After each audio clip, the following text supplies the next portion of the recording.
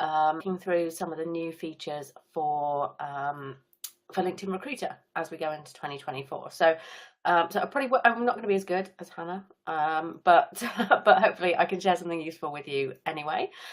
Good morning, Pascal. Thanks for saying hi. Yeah, if you're tuning in live, do say hi.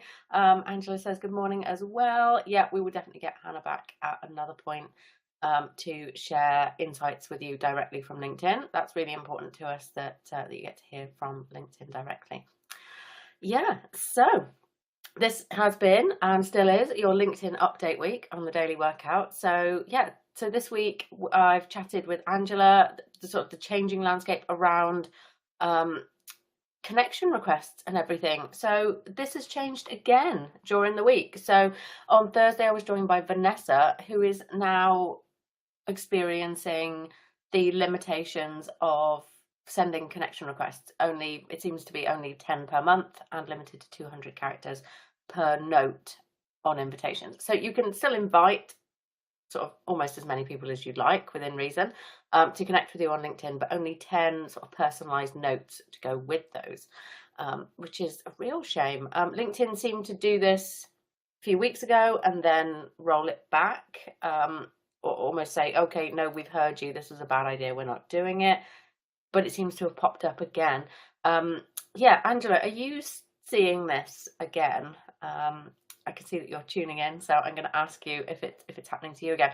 I can't see if it's happening for me because I pay for a Sales Navigator license on LinkedIn. So so this limitation would be for people on free LinkedIn accounts. Speaking of different types of LinkedIn account, as I'm here to talk to you about some LinkedIn Recruiter bits and bobs this morning, I have a poll. So if you're tuning in live on Crowdcast, then on the right hand side of the screen, sort of near the chat, you'll see there's like a little poll symbol, or like it looks like a little graph. If you click on there, you should be able to vote in my poll and tell me if you use LinkedIn Recruiter or if you use LinkedIn some other way. There's no right or wrong way to be using LinkedIn, I don't think, as a recruiter. Lovely. We've got some votes for using LinkedIn for free. We've got some votes for using LinkedIn Recruiter. It seems to be because I set up the poll that I can't vote. So there should also be a vote there for using Sales Navigator, because that's what I use. But yes, okay, yeah. So Angela says yes, she is seeing the issue with sending notes with connection requests. It sort of came back for her halfway through a message yesterday. Oh goodness me. Yeah, it's sort of like seeing the rain coming towards you. You're sort of halfway through writing a message and suddenly LinkedIn's like, nope, needs to be shorter than you thought. Yeah, so we'll keep you posted on that. That's a really weird development, I think, from LinkedIn. I think a lot of the limitations that they put on things like free accounts are designed to encourage recruiters to pay for it, but I think some of them end up unfairly penalizing just regular users of LinkedIn, and obviously that's not what you want. You want to encourage people who aren't recruiters to use LinkedIn, because otherwise it's not very useful to us recruiters. So yeah, an interesting move from LinkedIn. Be interesting to see if it's back by mistake, or if they really are trying it again. Yeah, interesting times. On Tuesday, I chatted to Gabby from Tooled Up Raccoons, a bullion on LinkedIn, definitely not dead. You heard it here first. Yeah, definitely, if you want control over your searches and to feel like you've genuinely been thorough, then brushing up on bullion is always a good idea. And Gabby is a great person to follow on LinkedIn for tips and tricks and things around searching for your candidates. So do go and connect with her. On Wednesday, we heard from John Asperian all about the Uplift Live event, which will be happening in Birmingham in March next year. I'm quite excited about that. I'm hoping to make it along.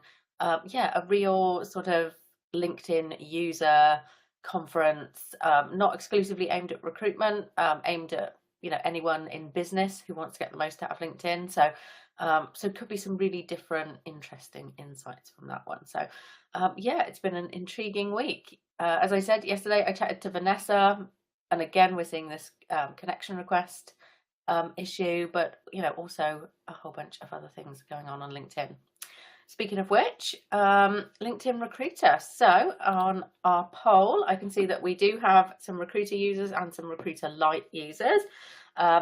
So yeah, Recruiter Lite is an interesting proposition from my point of view, because it's still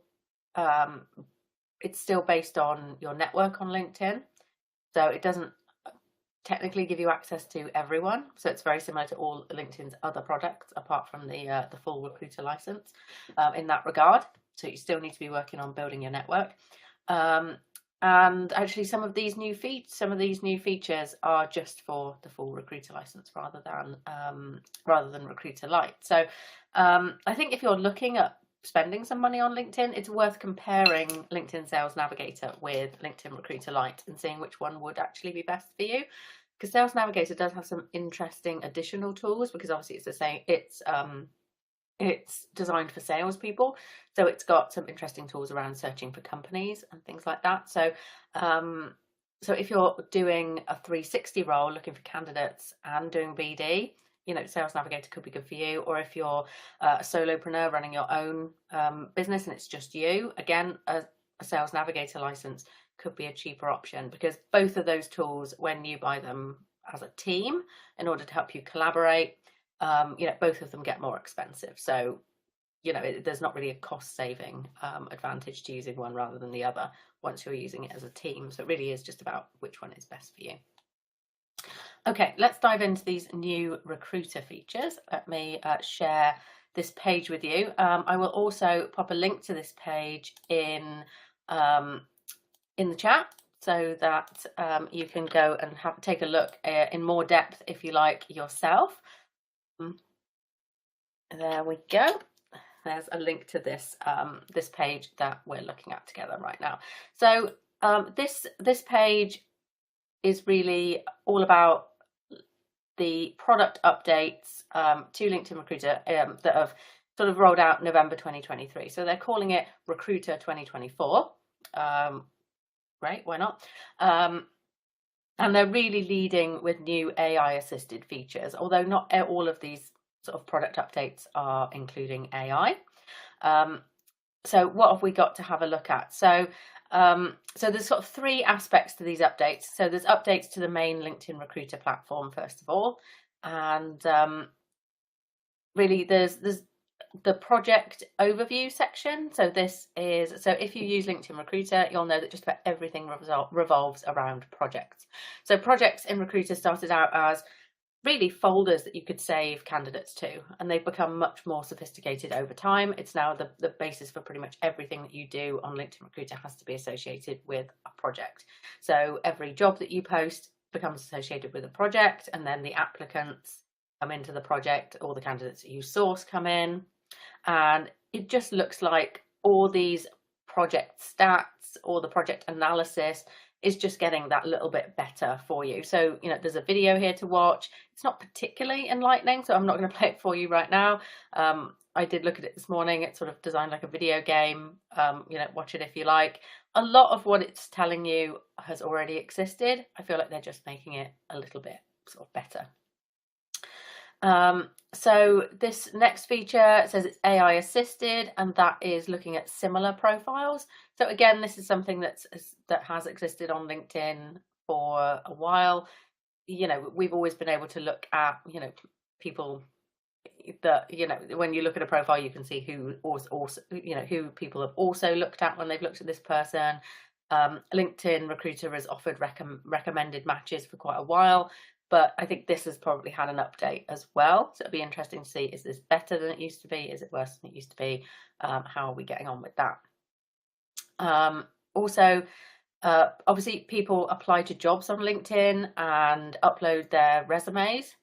And this is something that I talked about a little bit with Gabby on Tuesday. So if this is something that you're interested in, and you missed seeing Gabby on Tuesday, do go back and have a look, because actually the resumes that people are uploading when they apply to jobs are actually benefiting all of us, whether we pay for Recruiter or not. So when you run a search, you can actually pick up on keywords that are in a resume someone's uploaded. You might not know exactly why that person has come up in your search results if they haven't used your keywords in their profile, but it may be coming from a resume or a CV that they've uploaded.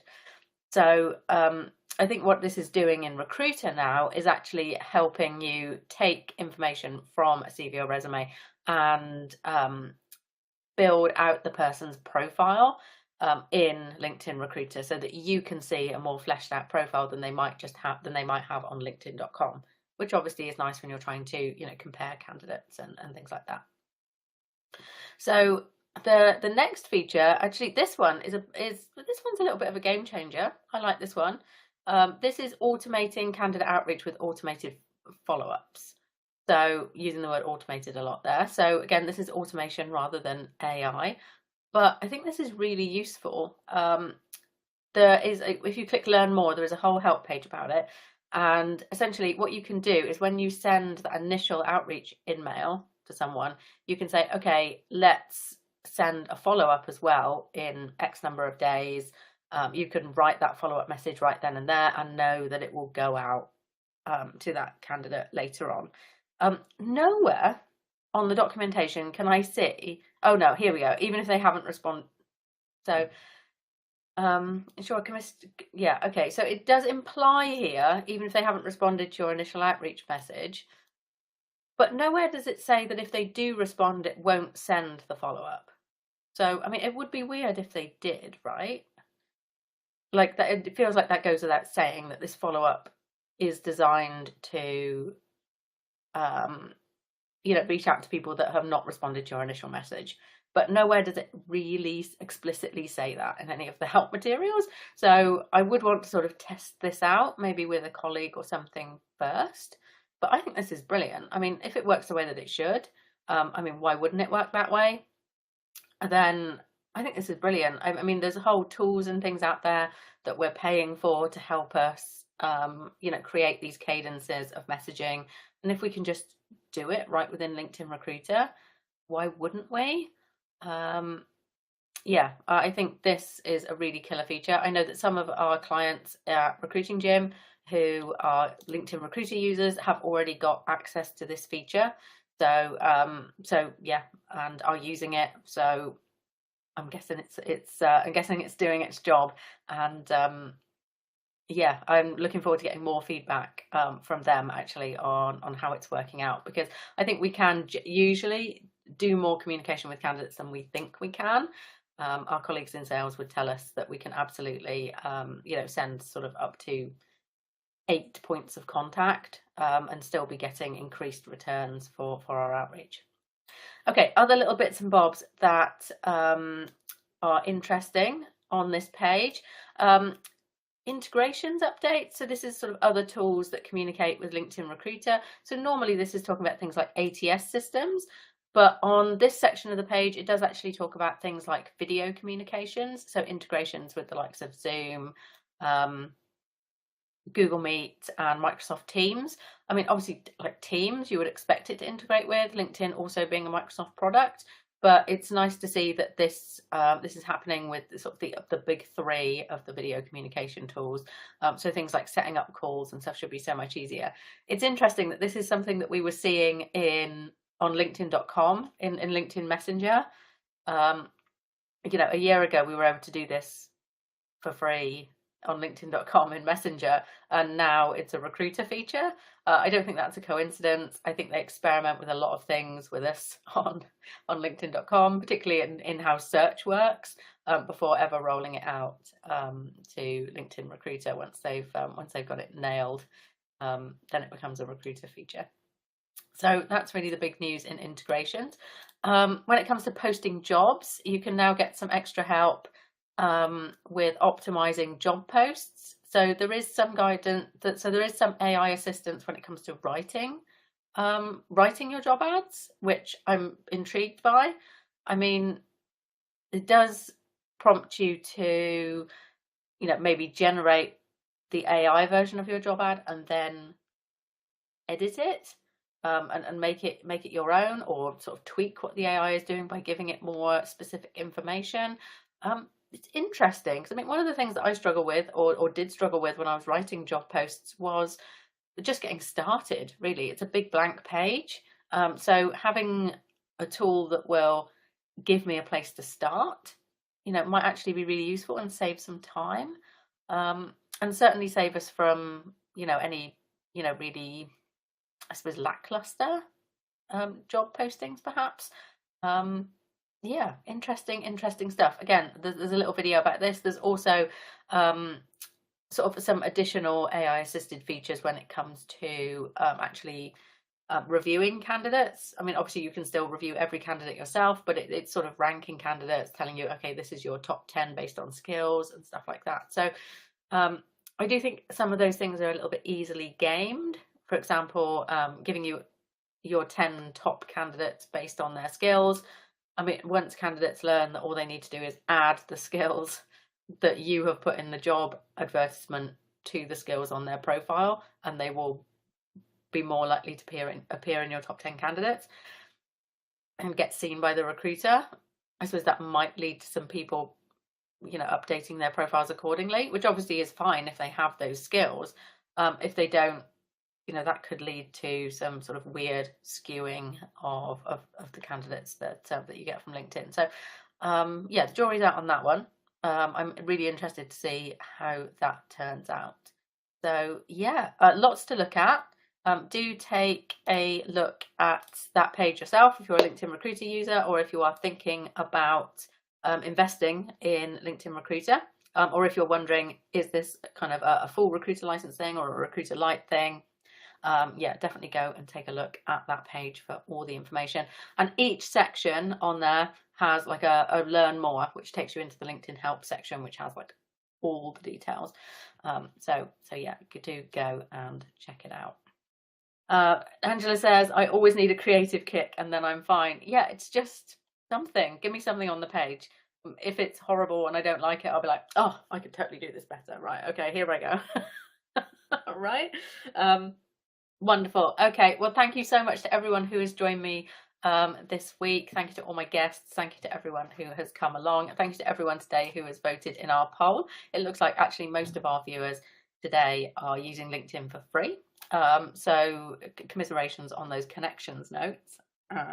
Hopefully LinkedIn will see the error of their ways on that one. And yeah, next week I'm actually not sure what you've got next week. I'm ever so sorry. I should have been prepared on that one. I got a little bit distracted this morning with not having my guests, so I'm very sorry on that one.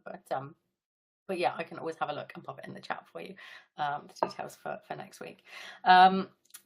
Thanks so much, Pascal. Lovely to have you with us. Thank you, Angela. And yeah, I'll see you again soon. Take care, everybody. Bye-bye.